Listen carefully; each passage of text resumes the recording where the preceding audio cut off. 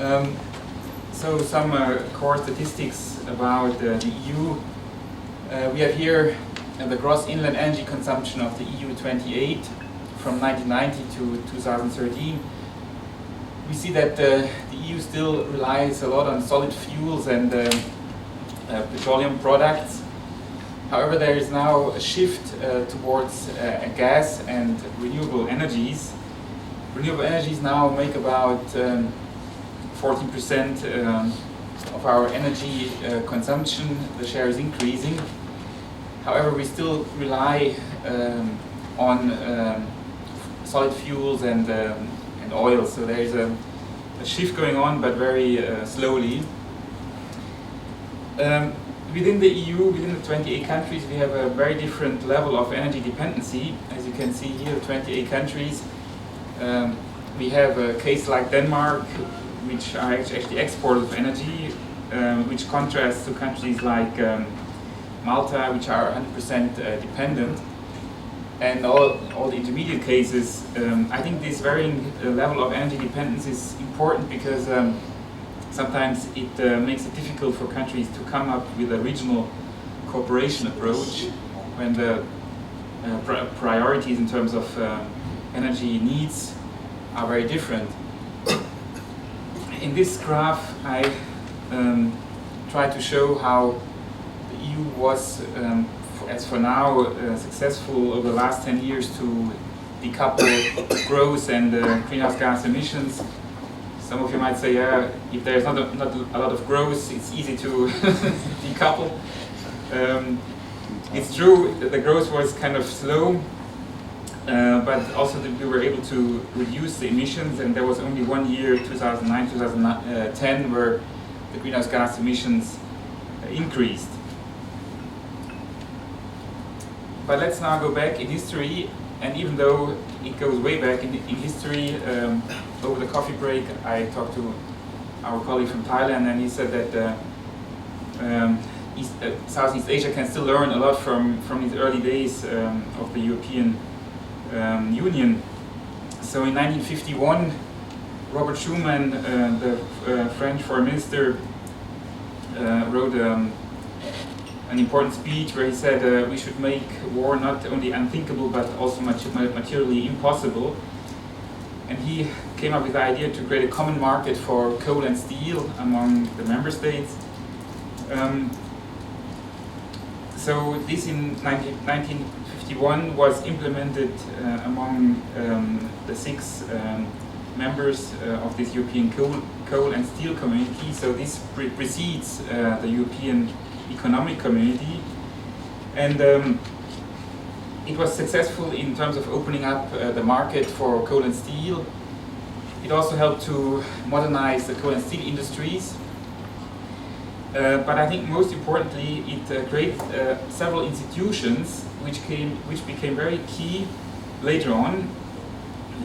Because first of all, it created a supranational institution at the regional level, the so-called High Authority, which was tasked to implement this treaty. So this was the first time that European countries were willing to give up part of their competence to a supranational institution. And also with this came other institutions which became the blueprint of today's institution in Europe, namely the Common Assembly, which now is a European Parliament, the Special Council of Ministers, which today is the Council of the EU, also a Court of Justice, which today is the EU Court of Justice. So in terms of institution building, this was very important. In terms of impact on the market, it was somehow limited because we still had national regulations in place. We still had certain powerful groups which influenced the price of coal and steel. So the success was somehow limited, but in terms of institution building, it was very important. Then, a couple of years later, the EU came together to create the Euratom. It was a time when the coal lost its significance, and oil became the main source of energy, and actually a lot of the EU or at that time these European countries, they wanted to create a full European energy community. But then France said they don't want a full one, they want to focus only on the nuclear industry. So instead of a bigger project, it became a smaller one. And they agreed to create this institution who should coordinate the research and development in the area of nuclear energy, also to control the production and distribution of fissionable materials, and create a common market for nuclear power in Europe. The successes were that they were able to monitor the production and distribution of these feasible materials. Also some success in enhancing the operational safety of nuclear plants.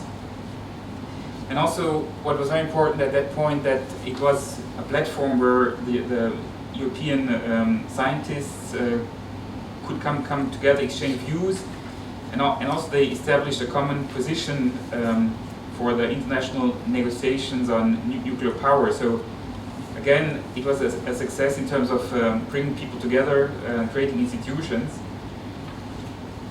When it comes to the R&D, the success was a bit limited because the French, they favored a technology based on basic uranium, whereas the other members, they favored a technology based on enriched uranium. So there were conflicting interests in terms of the R&D direction, and it somehow hampered the progress in research. And then came the 60s and 70s, and the European countries somehow were more focused on themselves when it comes to energy policy than instead of focusing on regional cooperation. It was only with the oil shock in 1972 when they suddenly realized that they need to work together in order to secure their supply of energy. And so in 1974 they came up with a council resolution concerning a new energy policy strategy for the community. But it was not a very big step forward. Then again in 1980s there was more and more environmental awareness, but no big improvements in terms of regional cooperation in the area of energy policy. However, there was a lot of progress in putting together the European economic communities and creating really a single market for goods and services.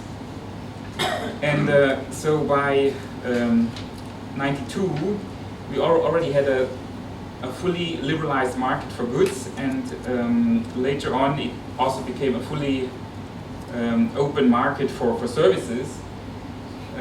So this was also very important to exchange environmental goods and services, so this was achieved very much early on.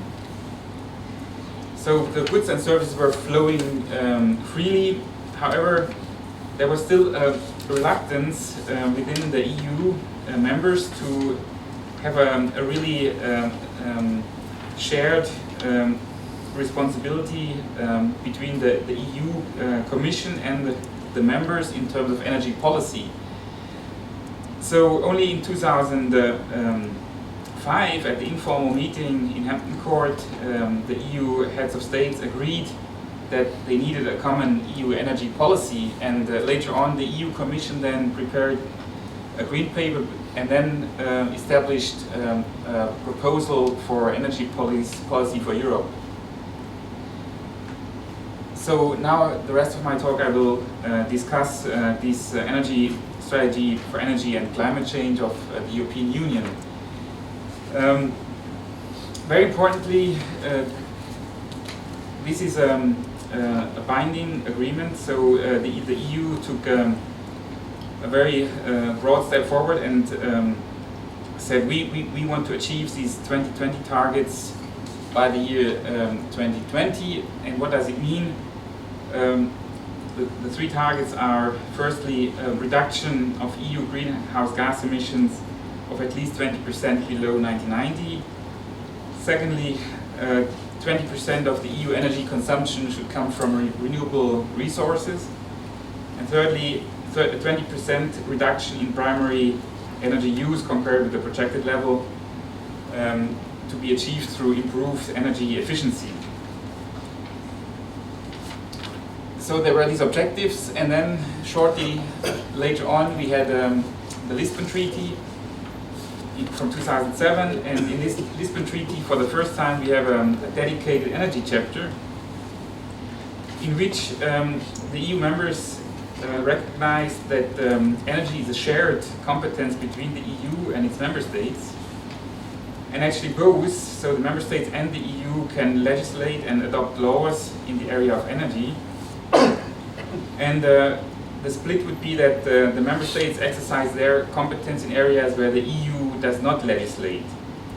So we have basically in the European Union measures that are taken at the national level and ones that are taken by the EU, and that then most of them are binding for all EU members.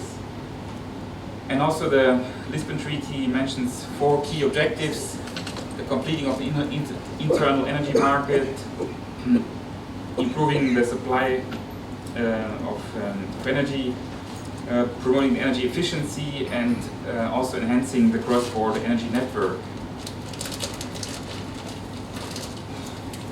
So we saw today a couple of times the projections in terms of business as usual when it comes to greenhouse gas emissions.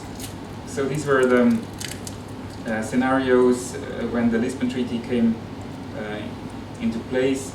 The EU expected that compared to 2005, by 2020 there will be a slight increase by about, I think, 5% of greenhouse gas emissions. So now with the 2020 targets, they really wanted to make a big effort to curb emissions. So how do they basically did they design the instruments to achieve these 3 targets?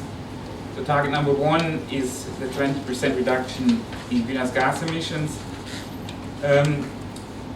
This is being achieved through 2 instruments. The first is the European Emission Trading Scheme. A lot of experts have written on this, and it's a very well documented emission trading scheme. It's the world's largest greenhouse gas emission trading scheme. It covers 40% of the CO2 emissions in the EU. And from 2005 to 2012, it was based on national allocation plans, which defined the cap. Now, since 2013, we have basically a single EU ETS cap, which is yearly lowered by 1.74%. The revenues that are generated, 50% are used to finance R&D. I think that's a very interesting approach. So this covers 40% of the greenhouse gas emissions. And then we have 60% of the greenhouse gas emissions that are covered in a so-called effort sharing decision. Every EU member had to submit its own national emission targets, which were binding, and tries to basically lower the emissions of the 60% that are not covered by the EU ETS. So these are in particular small-scale emitters like in transportation, building, services, agriculture, and waste. Just a couple of graphs to show you the price of the allowances traded. It started in a very promising way in 2005. The price reached almost 30 euros for a EU allowance. But then countries actually realized that there was an oversupply of allowances, and therefore the price dropped very sharply, and within actually 1 year it was at €0. So then the EU decided to react and tightened the allowances, so that the price came up again to over €25. But then the global economic and financial and economic crisis hit, and then the price again went down. It went down further since 2011, and so experts are a little bit questioning the effectiveness of the European ETS in terms of really being an important factor for companies to reduce their greenhouse gas emissions. Some people argue that the effect was zero. The EU says that it helps to decrease the emissions by 8%. I think it's a very tricky mechanism. It's not easy to implement a well-functioning emission trading scheme. Also, the prices are very volatile. So the question is whether the private sector can really make any long-term investment decision based on such volatile prices.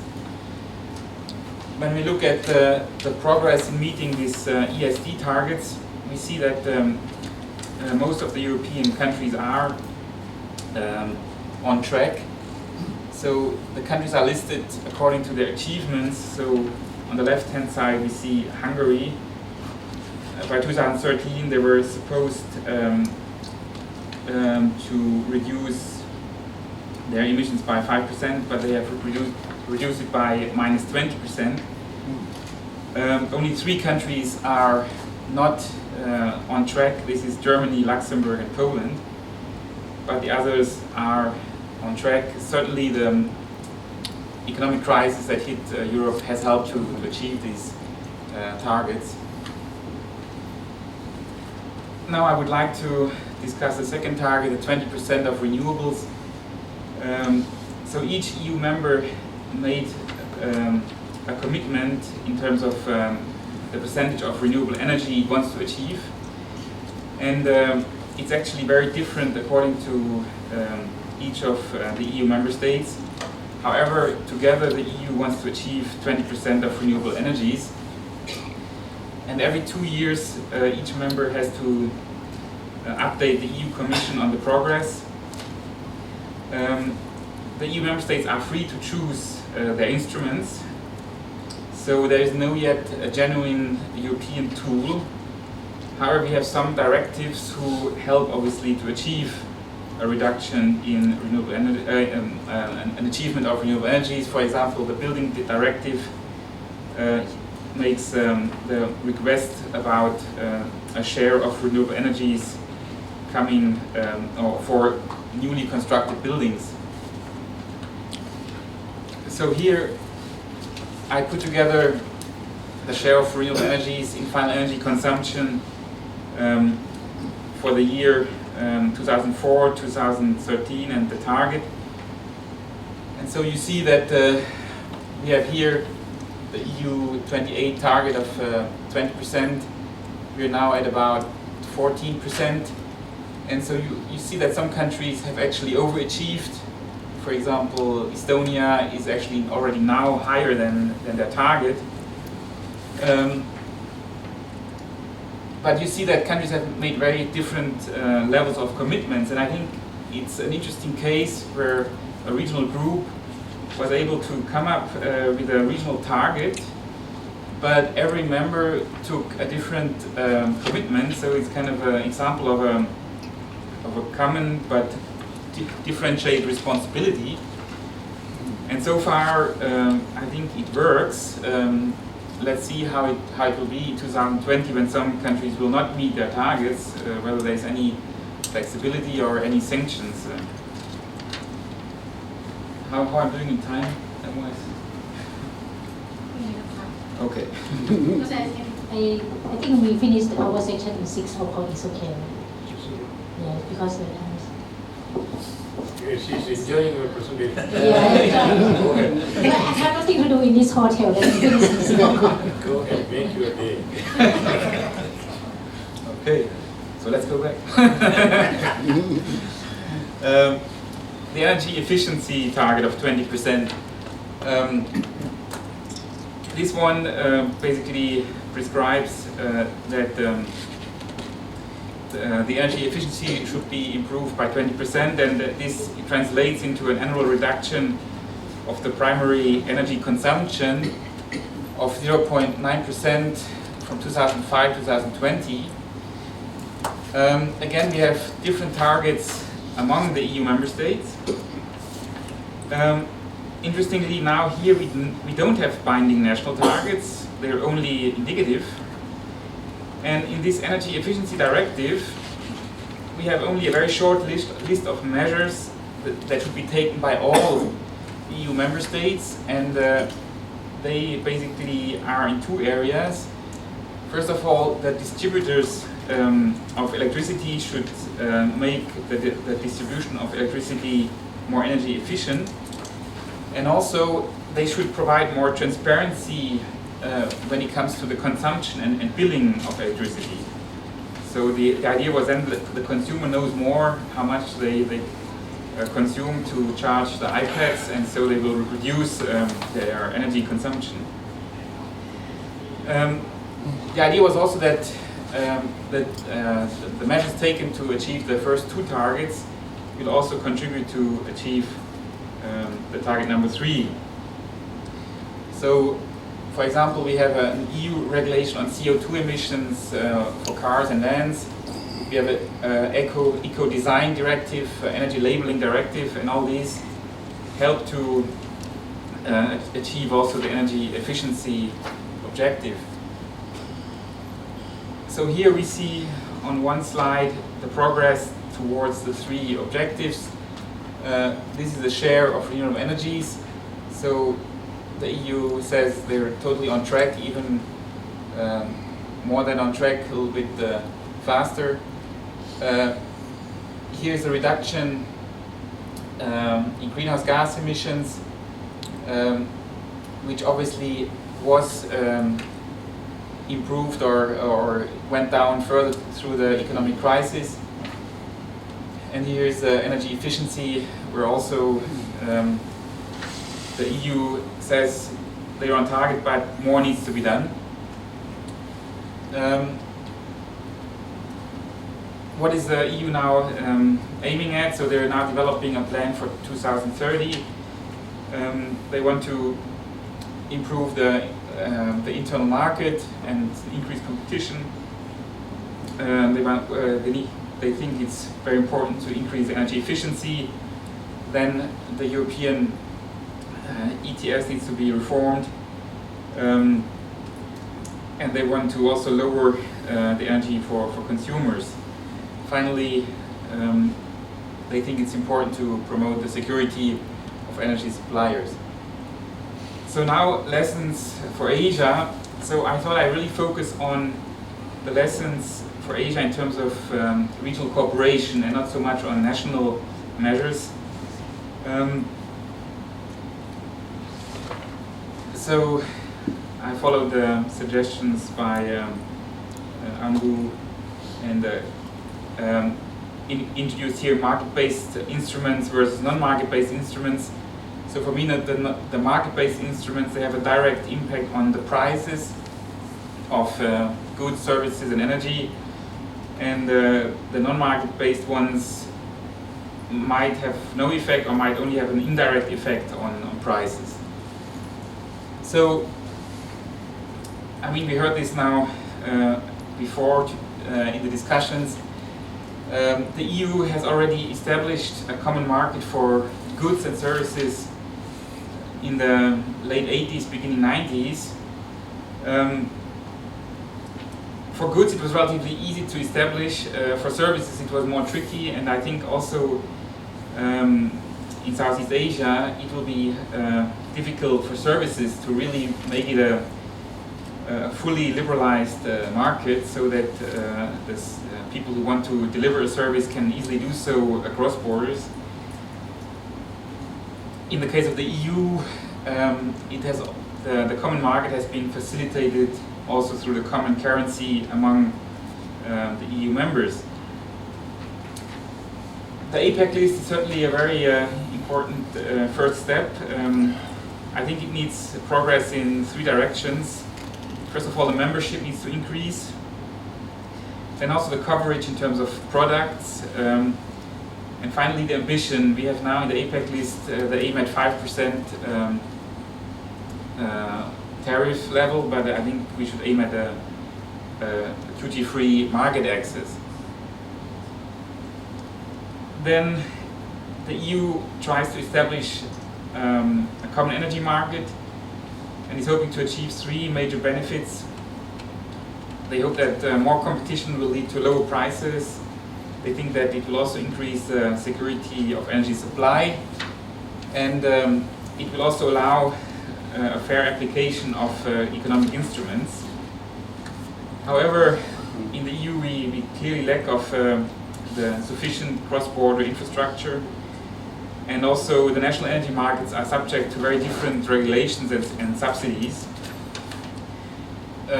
Overall, there has been a lower price of wholesale electricity, but not necessarily for private consumers.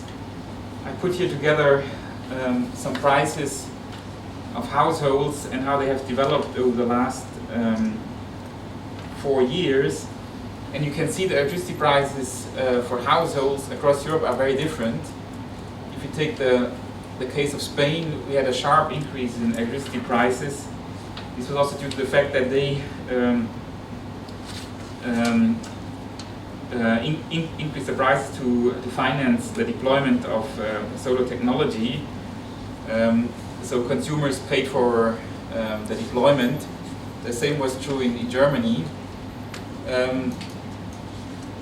So we will see how effective it will be to, in the long term, to bring the markets together and try to lower the prices. In Asia, what I read that you had certain initiatives to bring together also the energy markets.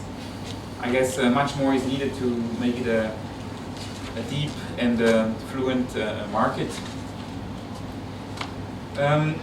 About taxes and emission trading schemes, as national level, several countries have introduced carbon taxes, but there is not yet a EU-wide carbon tax.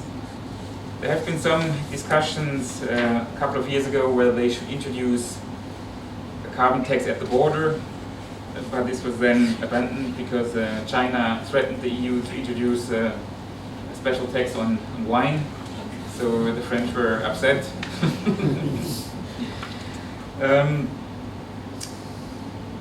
So we have the European emission trading scheme.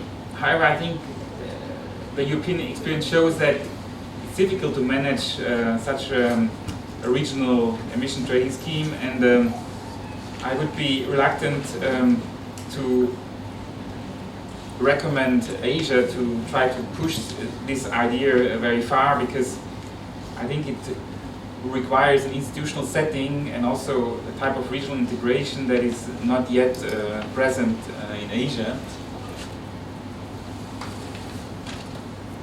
What about non-market based instruments? In Europe, since 1990, we have a European Environment Agency, and this agency is very active in terms of putting together information on the environment, on climate change.